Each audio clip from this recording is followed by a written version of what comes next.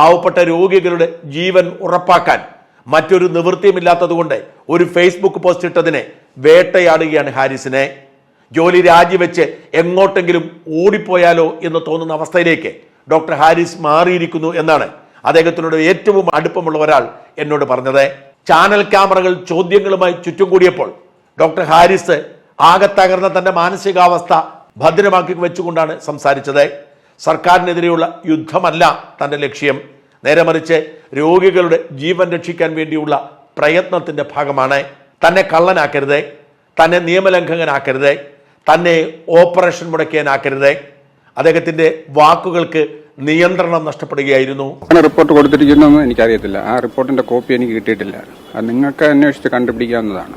എനിക്ക് അതിന്റെ കോപ്പി അതിന്റെ ഈ വിശദീകരണ കത്തിനകത്ത് അവർ തന്നിട്ടില്ല.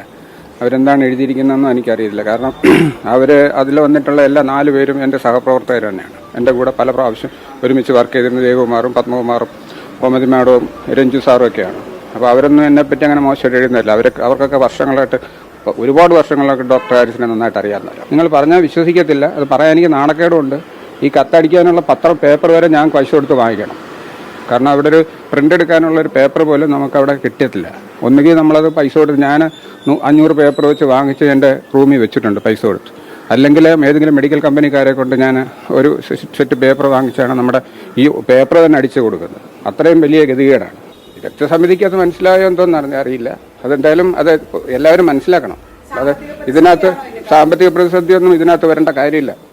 സാമ്പത്തിക പ്രതിസന്ധിയൊന്നും അല്ല ഇതിൻ്റെ അകത്തൊക്കെ. കാരണം സാമ്പത്തിക പ്രതിസന്ധിയൊന്നും അതിനെ അഫക്റ്റ് ചെയ്യാൻ പാടില്ല. ഒരു പൗരന്റെ ജീവിതത്തിനെ സാമ്പത്തിക പ്രതിസന്ധി ഒരു കാരണവശാലും അഫക്റ്റ് ചെയ്യാൻ പാടില്ല. ഇത്രയും പറഞ്ഞ് മുഴുമിപ്പിക്കുന്നതിന് മുൻപ് ഡോക്ടർ ഹാരിസിന്റെ കണ്ടമിടറി, അദ്ദേഹത്തിന്റെ കണ്ണു നിറഞ്ഞു. ചാനൽ ക്യാമറയിൽ പതിയാതിരിക്കാൻ അദ്ദേഹം തിരിഞ്ഞ് നെടുവീർപ്പിട്ടു. എന്നിട്ട് കണ്ണു തുറച്ചുകൊണ്ട് പറഞ്ഞു, പിന്നെ സംസാരിക്കാമെന്ന്.